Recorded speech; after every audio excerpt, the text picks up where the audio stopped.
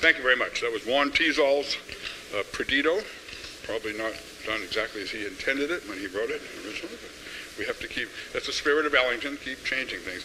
I don't know if you can remember going to hear Duke's band, if you were fortunate enough to every 6 months or every year to hear the band, so often you would hear a familiar tune, but the arrangement would have evolved, and it would be almost like a totally different arrangement. Sometimes Duke would sit down and write those things, but more often than not, there were things that evolved in the course of the band playing, and that was one of the things that made me feel that the band was probably the truest large jazz ensemble that was a jazz band that we've ever had. There was this spontaneity within the 16 people that you really didn't find in any other band, including a band as great as Basie's. You did not see that spontaneity of the music ever changing. And one of the reasons, I'm sure, was that some of those people spent their lives living with that band.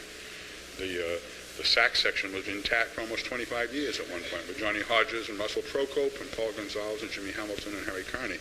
And when you lived together on the bus and play together, the band regularly would work 50 weeks a year, if they even got 2 weeks of vacation. So there was a collective ability to be spontaneous. I know Sam Woodyard, the drummer, who for me was my favorite drummer ever with the Duke Band, as far as the spirit of Ellington, he explained to me one night, while Johnny Hodges often sat sideways to the audience. I don't know if you noticed that, but he often didn't face the audience. He would sit sideways. And I used to think that it was some sort of a social situation, that he was sort of in an unpleasant mood.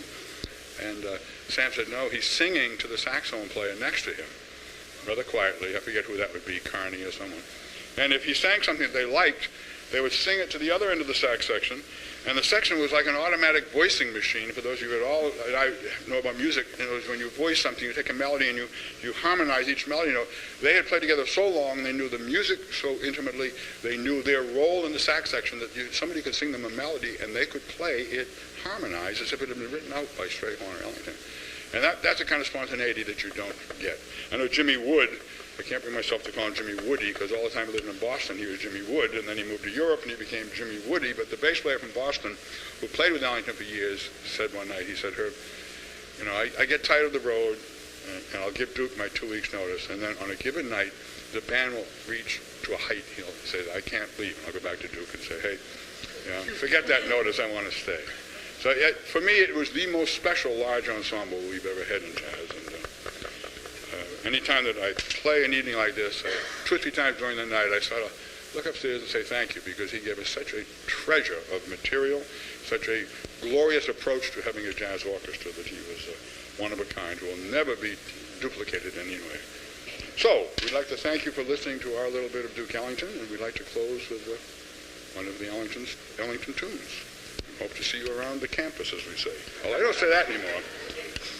Would you like to join me a little bit?